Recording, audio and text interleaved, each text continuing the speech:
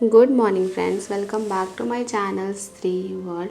आज मेरे दिन की शुरुआत हुई थी सुबह 4:30 बजे और सुबह उठने के बाद मैं फ़्रेश हो गई हूँ और पढ़ाई करने के लिए आ गई हूँ।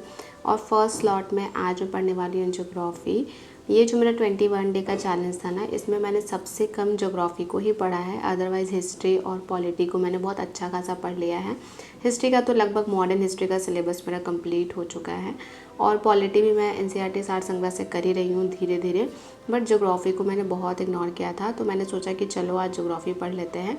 और आज का जो मेरा टॉपिक था ना, वो था भारत की प्रमुख घाटियाँ। और इसमें मतलब बुक में बहुत अच्छे से दिया हुआ है और मैं ना इसे ऐसे लर्न करती हूँ। जैसे मान लीजिए मैंने पहली घाटी के बारे में पढ़ा, फिर मैं दूसरा पढ़ूँगी, फिर जब मैं तीसरा पढ़ने जाऊँगी ना तो मैं फ़र्स्ट और सेकंड को रिवाइज़ करूँगी। फिर जब मैं फोर्थ पढ़ूँगी तो वैसे ही फर्स्ट सेकंड थर्ड को रिवाइज़ करूँगी। तो जब आप ऐसे रिविज़न कर कर के पढ़ेंगे तो आप कितना भी पढ़ लें, आप भूलेंगे नहीं पीछे वाला। और मेरे अंदर ना वो कॉन्फिडेंस नहीं आता है अगर मैं मतलब रिवाइज़ कर कर के नहीं पढ़ूँगी, सीधे 1 से लेकर 10 तक लर्न कर लूँगी, तो फिर मैं बहुत ज़्यादा भूल जाती हूँ। मुझे लगता है कि मैंने कुछ पढ़ा ही नहीं है। तो इसीलिए मैं हर एक चीज़ को रिवीजन कर कर के मैं पढ़ूँगी और जब मैं 10 नंबर पे पहुँचती हूँ तो मुझे शुरू के 9 बहुत अच्छे से लर्न होते हैं। तो ऐसे आप भी रिवाइज़ कर कर के पढ़ेंगे तो ये आपको स्पेशली जीके जीएस में बहुत हेल्प करेगा, क्योंकि जीके जीएस एक ऐसा सब्जेक्ट है जिसमें आपको बहुत ज़्यादा दिमाग लगाने की या समझने की ज़रूरत नहीं है। इसमें आप जितना ज़्यादा रट सकते हैं उतना ज़्यादा आपके लिए बेनिफिशियल होगा। तो फाइनली मैंने अपना फर्स्ट स्टडी स्लॉट कंप्लीट कर लिया है और अब मैं जा रही हूँ किचन का काम करने के लिए। और सबसे पहले ना मैं किचन में बॉटल्स फिल कर रही थी, क्योंकि मैं अपनी वेट लॉस जर्नी पे हूँ तो मुझे ना 3 लीटर पानी लगभग हर दिन पीना होता है। तो ऐसे क्या होता है ना कि अगर मैं एक बॉटल ख़त्म करती हूँ तो मुझे पता होता है कि मैंने 1 लीटर पानी कंज्यूम कर लिया है। तो बॉटल से पीती हूँ तो मुझे ध्यान में रहता है कि मैंने कितना पानी पिया है। इसके बाद मैं अपने लिए एक हेल्दी ड्रिंक बना रही थी और इसमें मैंने ऐड किया है 1 चम्मच जीरा, 1 चम्मच सरसों, थोड़ी सी दालचीनी, थोड़ा लौंग भी आप डाल सकते हैं। और आज मैंने ना इसमें गुड़ भी ऐड किया था, क्योंकि मुझे थोड़ा सा मतलब टेस्टी चाहिए था, तो मैंने गुड़ भी ऐड किया, साथ में थोड़ा सा तुलसी पत्ता भी ऐड किया। इसके अलावा इसे और टेस्टी करने के लिए मैंने 2 इलायची भी ऐड किए थे और ये ना पीने में बहुत टेस्टी लगता है। ये मैं आपको इसलिए बता दे रही हूँ क्योंकि मेरे साथ बहुत सारे लोग अपने वेट लॉस जर्नी पे हैं, तो उनको भी थोड़ी हेल्प मिल सके। चलिए, आज जो आपसे बहुत इम्पॉर्टेंट बात करनी है उस पर मैं आती हूँ। आप सबको तो पता ही होगा कि प्राइमरी का रिज़ल्ट जो है वो डिक्लेयर कर दिया गया है और कल रात से ही मुझे बहुत मैसेज आ रहे थे कि दी आपका रिज़ल्ट क्या हुआ, आप पास हुई या फेल हुई। तो सबसे पहले मैं आपको बता दूं कि मैं एक बीएड कैंडिडेट हूं और आपको तो पता ही होगा कि बीएड कैंडिडेट्स का रिज़ल्ट नहीं आया है, केवल डीएलएड कैंडिडेट्स का आया है। और मतलब ये बात जानने के बाद ना मैं कल रात में रोने लग गई थी, मुझे बहुत बुरा फील हो रहा था। मतलब देखिए, ये बात अलग है कि प्राइमरी में सिर्फ बीएड वाले होने चाहिए या डीएलएड वाले होने चाहिए, लेकिन इमोशंस अलग होते हैं।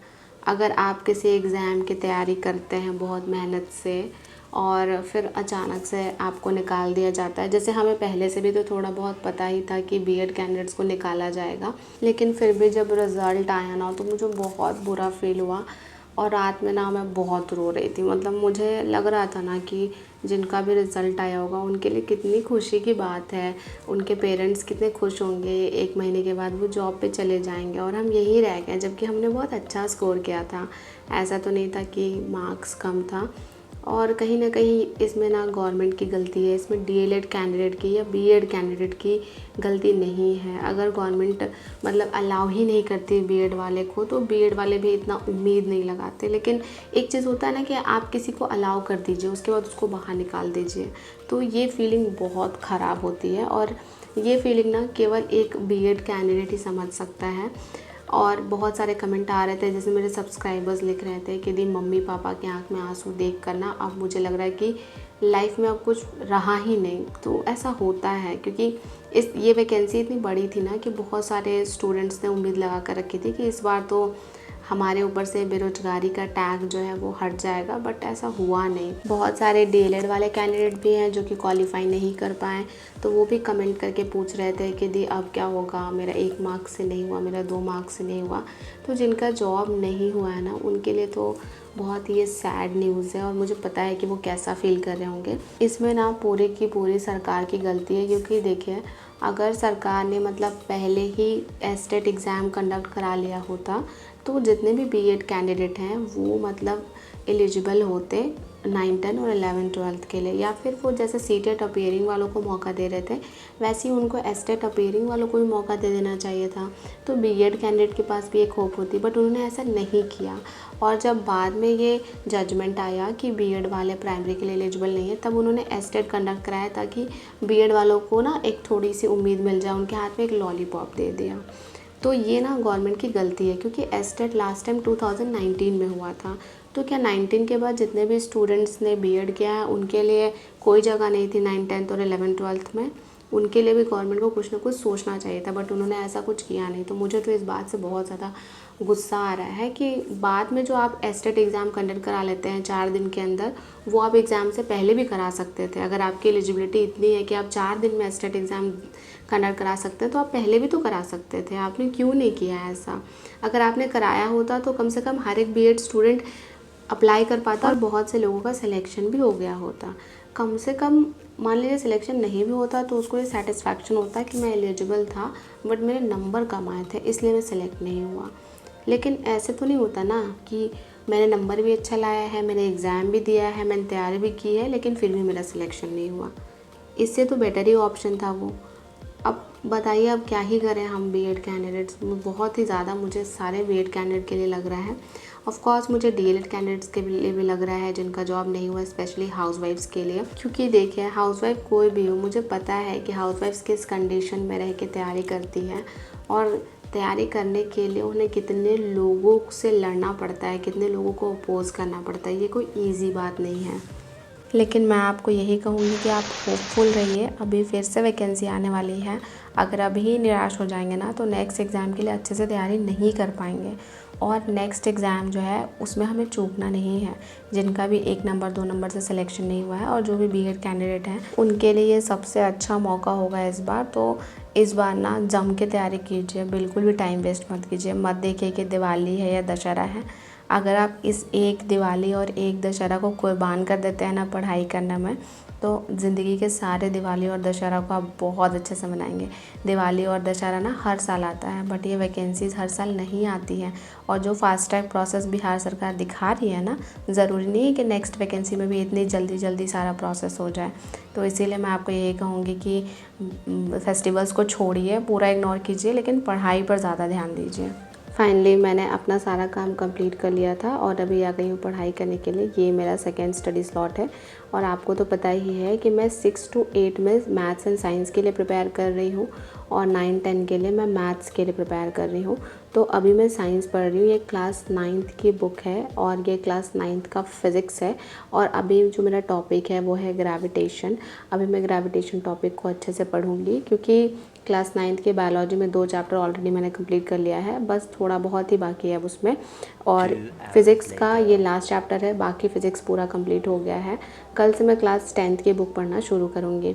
आप में से बहुत लोग कमेंट करके पूछते हैं कि 6 to 8 के लिए स्ट्रैटेजी लाइए। तो अगर आप चाहते हैं कि मैं आपके लिए स्ट्रैटेजी लाऊं तो कमेंट करके ज़रूर बताइएगा। मैं एक डिटेल वीडियो लाऊंगी जिस तरह से मैंने प्राइमरी के लिए लाया था कि कैसे हम अच्छा स्कोर कर सकते हैं, कौन सी स्ट्रैटेजी को फॉलो करके मैंने प्राइमरी में 80 मार्क्स स्कोर किया है। उसी तरह की एक स्ट्रैटेजी वीडियो आपके लिए क्लास 6 to 8 के लिए भी ला दूँगी। इस वीडियो का एम है कि इस पर 1000 लाइक मिले। तो अगर मेरा 1000 लाइक कंप्लीट होता है तो मैं ये स्ट्रैटेजी वीडियो आपके लिए कल या परसों, मतलब बहुत जल्दी ही आपके लिए बनाकर ले आऊँगी। एक सजेशन मैं आपको दूंगी कि कोई भी चैप्टर पढ़ते हैं ना तो उसके बाद का जो 1 वर्ड क्वेश्चन आंसर होता है वो ज़रूर कंप्लीट कर लीजिएगा। जैसे मैंने यहाँ पर ग्रेविटेशन चैप्टर पढ़ा तो अभी ना मैं उसके पीछे के क्वेश्चन सारे कर ले रही हूँ। जब आप 1 वर्ड क्वेश्चंस कर लेंगे ना तो आपका कॉन्सेप्ट क्लियर है या नहीं है ये आपको पता चल जाएगा। अगर आप सभी क्वेश्चंस के आंसर दे पा रहे होंगे दैट मीन्स कि आपने चैप्टर को बहुत अच्छे से रीड किया है। अगर आप आंसर्स नहीं दे पा रहे होंगे तो आपको फिर से पढ़ने की ज़रूरत है। तो ऐसे आप चेक कर सकते हैं कि आपने किसी चैप्टर को कितना बढ़िया से पढ़ा है।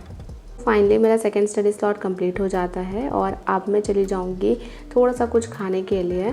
तो अभी मैं नीचे गई थी ना तो देखिए मम्मी जी ने 2 चीज़ें दी हैं, मिठाई और पपीता। तो मिठाई तो मैं बिल्कुल भी नहीं खाऊंगी, मैं खाऊंगी पपीता, क्योंकि आपको तो पता ही है कि अभी मैं वेट लॉस जर्नी पे हूँ तो मुझे बहुत ज़्यादा चूज़ करके खाना पड़ता है। देखिए मुझे पर्सनली ऐसे मिठाई बहुत ज़्यादा पसंद नहीं है, लेकिन जब आप मीठा अवॉइड करने लगेंगे ना तब आपको मिठाई के लिए बहुत लालच लगेगी। इसके बाद अब मैं आ गई हूँ थर्ड स्टडी स्लॉट में और अभी ना मैं मैथ्स पढ़ूँगी प्लेटफॉर्म से। अभी प्लेटफॉर्म से मैं ट्रिग्नोमेट्री बना रही हूँ, तो इसमें टोटल 23 लेक्चर्स हैं। तो आज मैं लेक्चर नंबर 10 से स्टार्ट कर रही हूँ। लेक्चर नंबर 10 से मैं क्वेश्चंस देखूँगी और सॉल्व करती जाऊँगी। और आपने यहाँ पर नोटिस किया होगा कि यहाँ पर ना मैंने अपना टाइमर दोबारा से ऑन नहीं किया, मैं भूल गई थी एक्चुअली ऑन करना, और फिर मुझे बीच में याद भी नहीं आया। मतलब बीच में जब मैं एक बार जा रही थी वॉशरूम, तो मुझे लगा कि मुझे टाइमर ऑफ़ कर देना चाहिए, फिर मैंने देखा कि टाइमर तो ऑन था ही नहीं। ये मैं 9th-10th के लिए प्रिपेयर कर रही हूँ, क्योंकि 9th-10th में मेरा सब्जेक्ट मैथ्स है, तो उसके लिए मुझे एडवांस मैथ को स्ट्रॉन्ग करना है। तो ऐसे तो ट्रिग्नोमेट्री मैंने पहले भी बना लिया है RS अग्रवाल से, लेकिन अभी जो सर क्वेश्चंस करा रहे हैं ना, उनको भी मैं सॉल्व कर रही हूँ। एक बात मैं आपको कहूँगी कि आप चाहे 6 to 8 की तैयारी कर रहे हो या आप 9-10 की तैयारी कर रहे हो, आप केवल बैच पर डिपेंडेंट मत रहिए, क्योंकि लास्ट टाइम आपने देखा था कि बैच से पढ़ने से भी सारे क्वेश्चन बैच से थोड़े आ जाते हैं। आपको NCERTs और उसकी साइड बुक को फॉलो करना ही पड़ेगा, ये मस्ट है, क्योंकि ये ना आपका कॉन्सेप्ट क्लियर करेंगी।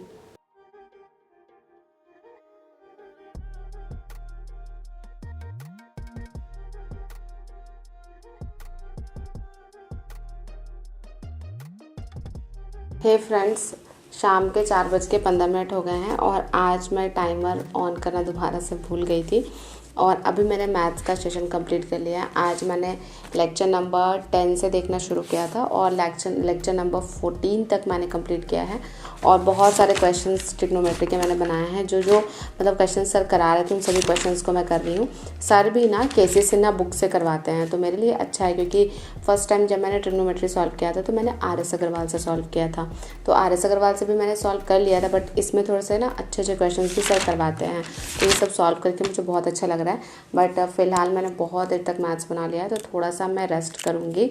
रेस्ट क्या करूँगी, अपने लिए मुझे कुछ खाने के लिए बनाना है, क्योंकि आपको तो पता है कि मैं डाइट भी हूँ, तो देखती हूँ कि क्या बनाऊँगी और थोड़ा सा किचन का काम है वो कंप्लीट कर लूँगी और इसके बाद मैं अपना नेक्स्ट स्टडी स्लॉट स्टार्ट करूँगी।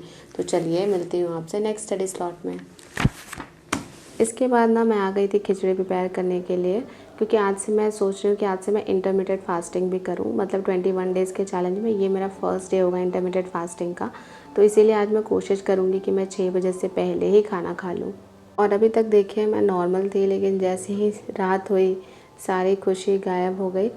लेकिन हाँ, एक चीज़ है कि उसमें लिखा हुआ है कि आगे जो भी हाई कोर्ट का डिसीज़न आएगा उसके अकॉर्डिंग ये रिज़ल्ट जो है वो अफेक्ट करेगा, मतलब परीक्षा फल प्रभावी हो सकता है। पर फिर भी मुझे बीएड वालों के लिए उम्मीद बहुत कम लग रही है। मैं बस एक चीज़ चाहती हूँ कि अगर आपने रिज़ल्ट भी निकाला तो आप सही से ही निकालते, मतलब ऐसे नहीं करते कि परीक्षा फल बाद में प्रभावित हो सकता है। तो इससे डीएलएड वाले भी थोड़ा टेंशन में होंगे और बीएड वाले भी कौन सा मतलब खुश होंगे, उनको भी लग रहा होगा कि थोड़ी ही उम्मीद है, मे भी चेंज हो मे भी नहीं हो। मैं चाहती हूँ कि आप बीएड वालों को डीएलएड वालों से और डीएलएड वालों को बीएड वालों से आज़ाद कर दीजिए। मतलब ऐसे हमें इंटैंगल कर दिया गया है ना कि हम एक दूसरे के दुश्मन बन गए हैं, जो कि बिल्कुल भी सही नहीं है। गलती करे सरकार, लड़ाई करें हम लोग, ये कौन सी बात हो गई यार। मतलब बहुत बुरा लगता है मुझे ये सब देख के। बीएड को प्राइमरी में शामिल किया गया, इसमें बीएड वालों की कोई गलती नहीं है, और बीएड को प्राइमरी से बाहर निकाला गया, इसमें डीएलएड वालों की कोई गलती नहीं है। तो ये बेसिक अंडरस्टैंडिंग हमें रखनी होगी। खैर छोड़िए, आज का व्लॉग मेरा यहीं पर ख़त्म होता है, लेकिन हाँ, जितने भी लोग दुखी हैं please be positive and be hopeful, हमारे साथ कुछ अच्छा ही होगा।